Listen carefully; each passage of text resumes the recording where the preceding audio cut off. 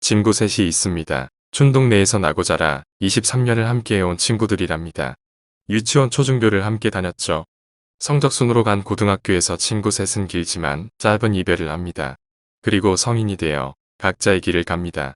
하지만 그들의 우정은 변함이 없습니다. 그들은 가족이란 단어가 더 어울리니까요. 한 친구는 엘리트입니다. 촌동네에서 서울 명문대를 졸업하고 괜찮은 직장에 취직을 하고, 둘은 그냥 그저 그런 직장에 취직을 합니다. 명문대 친구가 주식을 한다고 술자리에서 한 친구에게 이야기를 했습니다. 그리고 한 종목을 추천합니다. 친구는 친구를 믿습니다. 목숨을 줘도 아깝지 않은 친구니까요. 그리고 그동안 모은 돈으로 친구의 말대로 주식을 삽니다. 하지만 그 주식은 폭락을 합니다. 친구가 친구에게 전화를 걸어 미안하다 말을 합니다. 친구는 친구에게 괜찮다고 놔두면 언젠간 오르겠지. 신경 쓰지 마라고 웃으며 이야기합니다. 그리고 몇 달 후 두 친구에게 비보가 전해집니다. 엘리트 친구가 죽었다는. 사인은 자살입니다. 친구의 유서엔 두 친구에게 미안한 내용이 가득했습니다. 내가 주식으로 성공해서 손실본 네 금액 2배로 돌려주고 싶었는데 친구야, 보고 싶다. 주식은 성적순이 아닌가 봅니다. 무리한 투자가 삶의 여유로움을 깹니다. 그리고 자신을 빼앗아 갑니다. 두 친구의 귀에 죽은 친구의 이야기가 자주 들립니다. 주위 사람들은 죽은 친구를 욕합니다. 주식으로 그가 남긴 빚은 그를 죽어서도 편하게 쉬게 할 수 없나 봅니다. 그 후에 친구는 주식을 처분합니다. 원금의 10분의 1도 안 되는 돈이 통장에 들어왔습니다. 친구는 갑자기 죽은 친구와 원금 생각이 납니다. 돈 때문에 죽은 거야. 친구가 주식 때문에. 네가 예전에 말했었지. 주식으로 성공할 수 있다고. 내가 그렇게 될 거야. 그리고 내 욕을 하는 사람들의 입을 닫게 할 거야. 주식으로 성공할 수 있다는 이 말을 내가 증명해 보일 거야. 영문도 모르는 복수심과 죽은 친구를 욕하는 사람들에 대한 분노로 어리석게도 짧은 지식으로 스스로 주식을 시작합니다. 그는 자연스럽게 일을 그만둡니다. 그리고 전업을 합니다. 어리석게도 그는 시장을 이길 수 있다 생각합니다. 시장을 이길 수 있는 사람은 없습니다. 사람들은 시장에 순응할 뿐입니다. 돈이 바닥이 나고 그는 남은 한 친구를 찾아갑니다.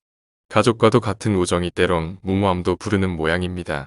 친구는 그에게 공장에서 힘들게 일해서 결혼 자금으로 모아두었던 3천만 원을 빌려줍니다. 그는 친구에게 거짓말을 하지 않았습니다. 스스로가 주식을 한다 말을 했습니다. 그냥 친구는 친구를 믿을 뿐입니다. 본전 생각은 항상 손실을 부릅니다. 그 3천만 원도 시장에서 사라져버립니다. 친구는 먼저 간 친구를 따라갈 무서운 생각을 합니다. 그리고 남은 친구에게 전화를 걸었습니다. 미안하다며 내 돈마저도 다 잃고 말았다 이야기합니다. 수화기 너머로 친구의 음성이 전해집니다. 그렇게 해야 네가 주식을 안 할 것 같았어. 돈 3천만 원보다 네가 더 중요하니까 돈은 필요 없어. 내가 소주 살 돈은 있으니까 와라. 소주나 한잔하자. 그의 눈에는 눈물만이 흐를 뿐입니다. 친구는 결혼 자금으로 친구를 구했습니다. 둘의 술잔에 모든 것이 눈 녹듯 사라집니다. 술은 둘이서 먹지만 항상 술잔은 세 개입니다. 그리고 다음날 믿기지 않을 소식이 그에게 전해집니다. 돈을 빌려줬던 친구가 교통사고로 목숨을 잃었습니다.